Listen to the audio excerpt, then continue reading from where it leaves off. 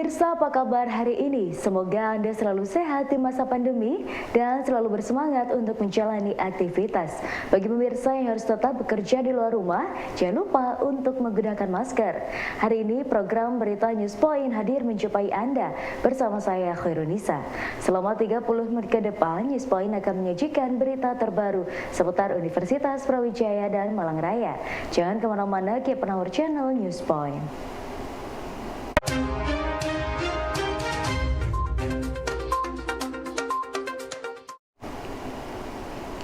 Fakultas Ilmu Sosial dan Ilmu Politik Universitas Brawijaya menggelar kuliah tamu dengan tema Kepemimpinan Pemerintahan. Pada kuliah ini menghadirkan dosen Ilmu Pemerintahan FISIP UB, Dr. Alivia Lahtin Utamaningsi yang menjelaskan hubungan antara manusia terkait dengan kepemimpinan. Kemudian hubungan antar manusia itu terkait dengan kepemimpinan. Kalau secara definitif ya, pengertiannya organisasi, kumpulan 2 orang atau lebih. Kemudian administrasi, kerjasama 2 orang atau lebih. Manajemen, proses kerjasama 2 orang atau lebih. Kepemimpinan, pengaturan dan pengaruh dalam proses kerjasama 2 orang atau lebih. Ada benang merahnya ya, kumpulan 2 orang atau lebih untuk mencapai tujuan. Dalam konteks ini seorang pemimpin pasti sebagai seorang decision maker atau pengambil keputusan, di mana keputusan adalah ketetapan yang diambil oleh pemimpin untuk mencapai tujuan. Setiap organisasi itu pasti mempunyai tujuan yang ingin dicapai.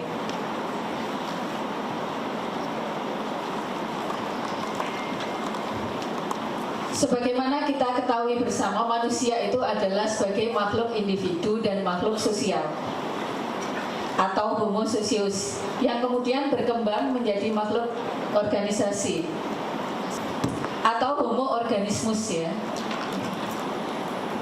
Tadi sudah saya jelaskan, setiap kelompok akan selalu ada seorang pemimpinnya.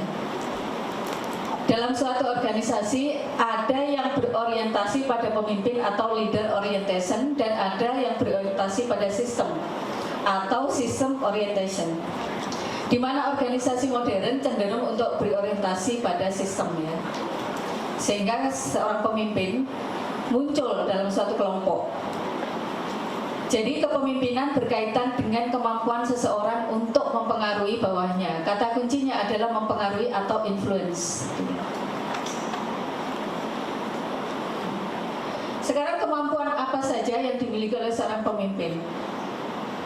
Yaitu lead, loyalty, educate, advice, dan disiplin ya.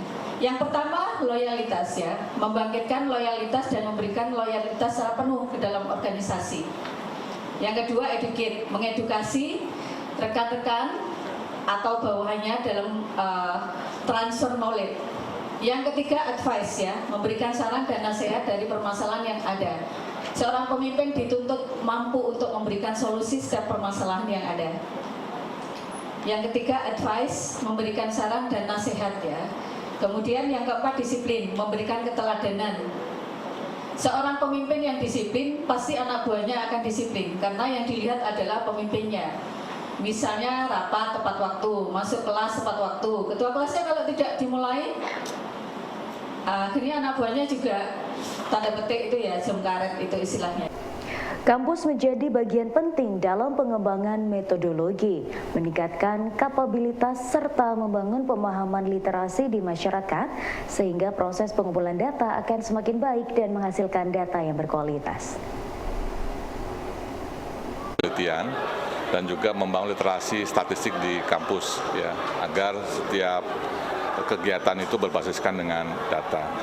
Kemudian dengan kampus juga kami berharap bisa melakukan kolaborasi kepada 3 hal. Ya, pertama terkait dengan pengembangan metodologi, karena kampus adalah terus bertumbuh pengetahuannya dan itu bisa berkolaborasi dengan BPS supaya metodologi yang digunakan BPS itu bisa semakin baik. Yang kedua adalah meningkatkan kapabilitas bahwa di era sekarang ini membutuhkan new skill. Nah, new skill itu lahir di kampus, ya harapannya. Dan demikian berbagai karyawan dari BPS itu bisa meningkatkan kapabilitasnya sehingga bisa meningkatkan peran BPS dalam pemerintah. Yang ketiga adalah tadi membangun understanding, ya, meningkatkan literasi di masyarakat. Ini juga butuh bantuan dari kampus. Nah, kalau masyarakatnya sadar statistik, maka proses-proses pengumpulan data itu akan semakin baik dan data akan semakin berkualitas. Jadi sangat penting, ya, kolaborasi BPS dengan kampus. Ya, 3 hal tadi yang menjadikan kami berpikir untuk terus berkolaborasi dengan kampus.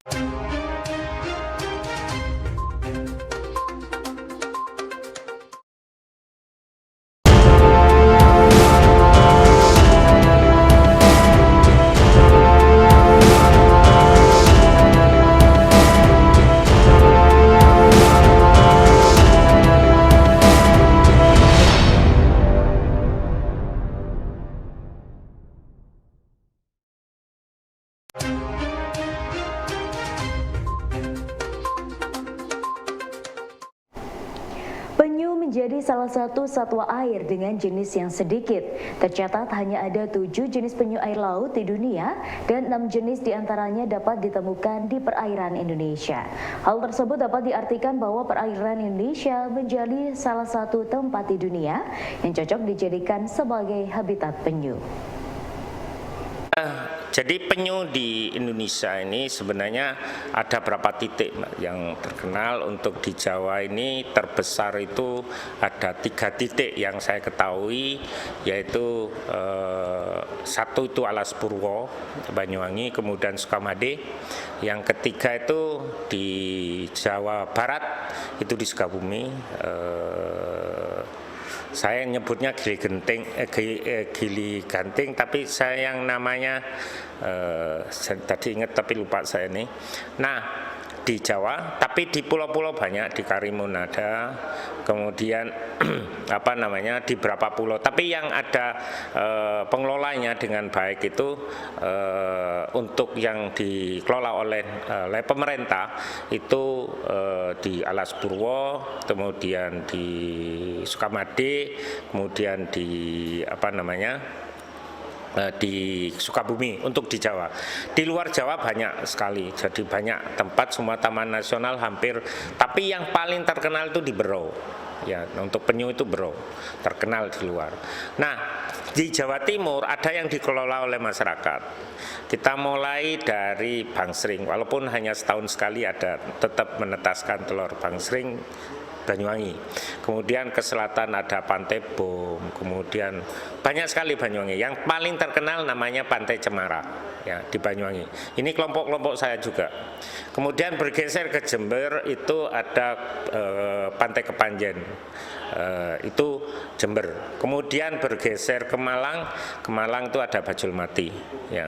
Kemudian bergeser ke Blitar, yaitu ada Serang, ada Tambakrejo. Kemudian tapi yang Jolosutro, Serang, tapi yang terkenal Serang. Pertumbuhan ekosistem ekonomi digital di tanah air turut ditandai dengan semakin berkembangnya UMKM yang tersebar di berbagai daerah. Hal ini disambut baik oleh Ketua Pengembangan Koperasi Payung Bisnis Prawijaya Chandra. Menurutnya, KPBB harus turut serta dalam pertumbuhan dan perkembangan UMKM agar kedepannya UMKM dapat bangkit dan tumbuh menjadi skala yang lebih besar. Kolaborasi untuk saat ini sangat penting sekali bahwa UMKM merupakan backbone daripada ekonomi, baik ekonomi kota maupun ekonomi secara nasional, yang juga merupakan giat kami bersama di dalam Payung Bisnis Prawijaya. Saya sebagai ketua pengembangan divisi 3 dari koperasi ini sangat antusias sekali untuk mengembangkan UMKM dalam skala yang jauh lebih besar, sehingga pertumbuhan serta backbone daripada ekonomi kita akan mampu terjaga. Pakar Kebijakan Publik Fakultas Ilmu Administrasi Universitas Brawijaya, Dr. Muhammad Nuh tidak setuju dengan kebijakan menaikkan harga bahan bakar minyak. Hal ini disebabkan karena masyarakat masih belum pulih pasca pandemi COVID-19. Dr. Muhammad Nuh juga menambahkan bahwa pemerintah masih mengedepankan rasional ekonomi dalam membuat kebijakan. Pertama, saya kira soal kebijakan menaikkan harga BBM dulu ya. Saya sebetulnya juga tidak setuju, ya artinya kebijakan menaikkan harga BBM di tengah masyarakat yang masih belum pulih, ya, yang masih ada banyak beban pasca COVID ya gitu ya. Ini kemudian ditambah beban baru gitu ya dengan kenaikan harga BBM, itu satu hal. Tapi saya melihat bahwa pemerintah dalam hal ini ya sedikit saya sampaikan ya empatinya terhadap persoalan masyarakat masih belum tinggi, kalau boleh saya katakan seperti itu. Lebih hanya mementingkan atau lebih hanya mengedepankan rasional ekonomi pertimbangannya dalam membuat kebijakan. Artinya apa? Hanya pertimbangan-pertimbangan ekonomi produksi atau ekonomi yang menekankan pada bagaimana beban anggaran untuk subsidi BBM inilah yang hanya menjadi pertimbangan utama. Meskipun saya melihat Mbak Dinia, kebijakan kenaikan harga BBM ini dalam kacamata akademik gitu ya, lebih merupakan complexity policy. Ya, complexity policy maksudnya apa? Di situ melibatkan dua atau tiga komponen penting, yaitu yang pertama multi penyebab. Kenapa sih namanya pemerintah membuat kebijakan ini? Tentu di media sudah banyak berita di luar negeri atau di tingkat global, harga minyak mentah gitu ya akibat krisis global atau perang antar negara yang terjadi di kawasan lain, itulah yang menjadi salah satu penyebab.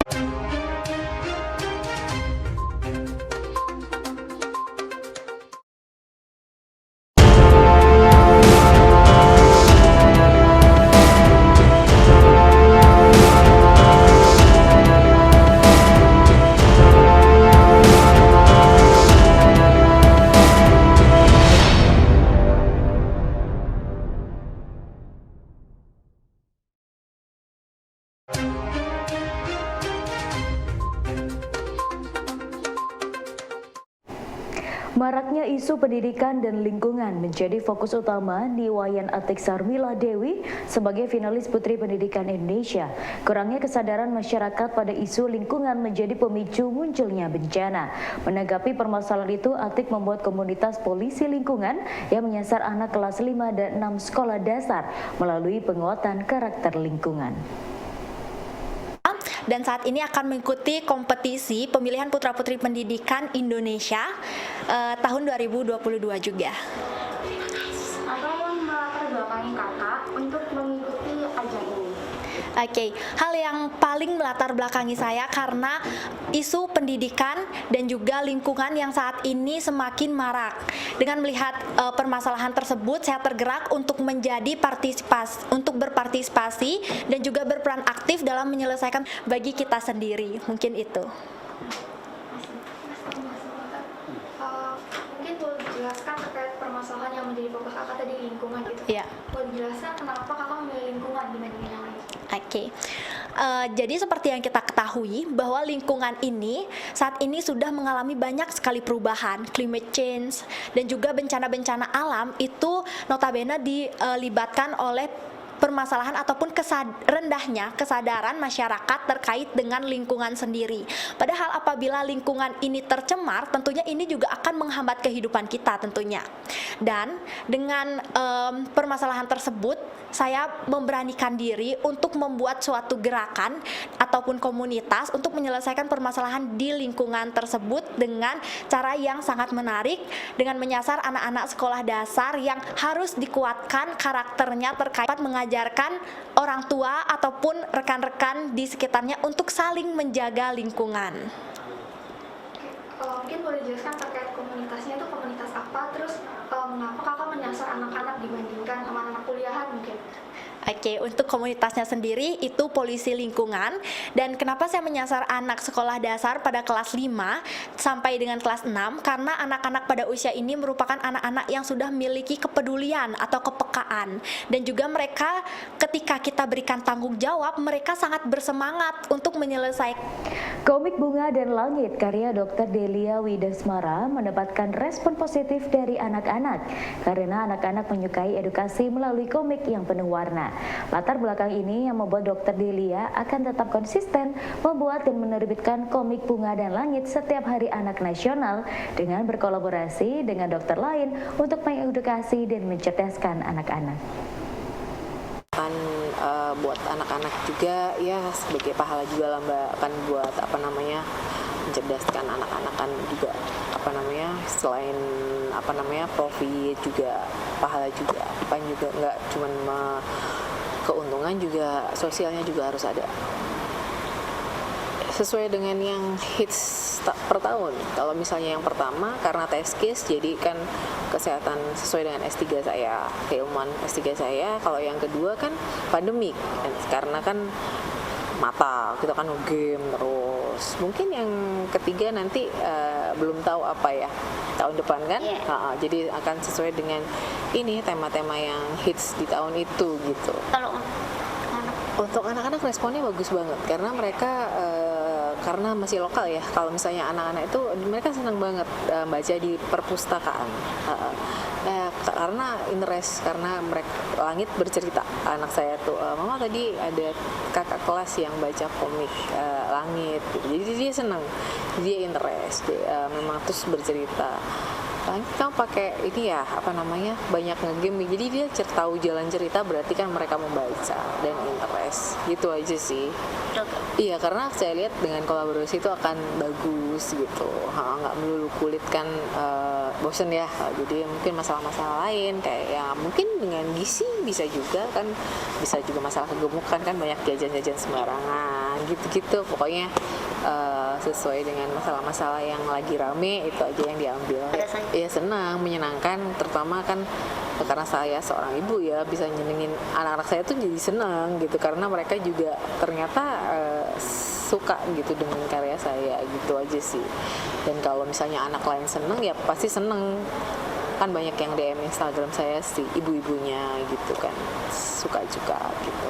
Yang jelas literasi pasti harus tetap ditingkatkan ya kayak yang seperti ini. Nah terutama ya kalau misalnya literasi kita harus bekerja sama dengan pemerintahan ya Mbak ya. Kalau misalnya bergerak sendiri ini yang terjangkau ya pasti yang dengan medsos saja yang ada internet. Tapi kalau kita mau maju ya kita harus bekerja sama dengan pemerintah daerah, mungkin ke daerah dengan perpustakaan berjalan mungkin ya. Kalau misalnya di Saiful Anwar ada literasi membaca, ada di Saiful Anwar sudah ada RSSA, jadi mereka di rumah sakit itu membaca mereka juga nggak mandek. Jadi ada perpustakaan berjalan kalau di rumah sakit kami ada perpustakaan berjalan. Ya mungkin seperti itu kalau yang di desa-desa tertinggal itu mungkin bisa ada program seperti itu. Tapi kan nggak mungkin kita moro-moro ada program, harus diprogramkan dari yang atas. Yaitu harus ada kerjasama dengan pemerintah dan kita sebagai pendidik gitu aja. Kalau kita kan ya cuman pengguna, bukan pengguna ya, tapi kan kebijakan kan tetap dari atasan. Iya, kalau ingin membeli buku ini ada di UB Media. Kalau yang hard copy-nya itu tinggal DM Instagram atau ada handphonenya di UB Media ini ada kok di Instagram, nanti boleh di ini ya. Terus ada di Shopee juga, kayaknya mereka juga ada link Shopee kok. Kalau yang di Shopee-nya lebih murah kayaknya. Jadi sebelum tidur gitu kan mereka bisa dibacain karena di sini bukan hanya cerita aja tapi juga ada kayak pengertian ininya, penyakitnya. Jadi ibu-ibunya itu bisa nyeritain bahwa oh ini itu begini, jadi dengan bahasa-bahasa yang jadi setelah cerita itu selesai ada faktanya gitu yang harus mereka mengerti dengan bahasa awam begitu. Sulitnya menjawab kebutuhan dunia kerja mengakibatkan tingginya angka pengangguran bagi lulusan SMK. Dengan adanya kurikulum Merdeka, menurut Dirjen Pendidikan Vokasi Kemendikbudristek periode 2020-2022, Wikan Sakarinto, para lulusan nantinya dapat menyesuaikan kebutuhan industri. Data yang terakhir dikeluarkan, kalau dibaca, memang masih tertinggi, tapi turun loh. Cek lagi loh ya. Jangan terus kemudian ditulis tertinggi, iya masih tertinggi, tapi itu turun dari, kalau nggak salah year to year ya, kalau nggak salah year to year, itu turun persentasenya. Jadi ada perbaikan, karena memang di masa COVID, perusahaan atau industri yang mem-PHK atau memberhentikan itu pasti akan banyak yang terkena itu anak-anak SMK. Jadi ya wajar ketika pandemi itu terjadi eskalasi yang cukup melonjak. Tetapi selama dari 2021 terus kemudian ke 2022 ini setelah melonjak tinggi sudah mulai turun ini. Mulai kembali lagi karena memang, dan ini dilanjutkan oleh Ibu Dirjen Vokasi, link and match serta Merdeka Belajar, Kampus Merdeka ini terus digerakkan. Dan yang namanya link and match itu yang di-matchkan kan kurikulum di-matchkan dengan project based learning, soft skills, praktisi mengajar, magang, kan nggak bisa sulapan. Mana mungkin pendidikan itu kok ganti dirjen sebulan tiba-tiba lulusan pengangguran turun, ya butuh waktu. Karena apa? Kurikulum Merdeka itu kan baru dirilis mulai tahun lalu dan tahun ini. Kurikulum Merdeka, kurikulum yang jauh lebih fleksibel, kurikulum yang jauh lebih agile, kurikulum yang jauh lebih adaptif, kan baru tahun pertama, lulusnya kapan? Masih 3 tahun lagi nih yang SMK loh ya. Artinya gini, bukannya terus kemudian kayak tidak terima distigmakan kontributor pengangguran tertinggi, bukannya gitu. Kita juga bisa menerima, makanya kita rombak kurikulum, kita perkuat soft skills, nggak cuma hard skills. Di pembelajaran yang dulu itu terlalu hard skills. Di kurikulum Merdeka itu sudah lebih banyak kesetimbangan antara hard, soft, dan karakter serta attitude. Ya pemirsa, informasi tadi sekaligus menutup perjumpaan kita hari ini. Jangan lupa saksikan News Point setiap hari pukul 19.30 waktu Indonesia Barat hanya di UB TV, Televisi Pendidikan Universitas Brawijaya. Saya Khairunisa dan seluruh kru yang bertugas pamit undur diri. Tetap patuhi protokol kesehatan, wajib menggunakan masker. Terima kasih dan selamat beraktivitas.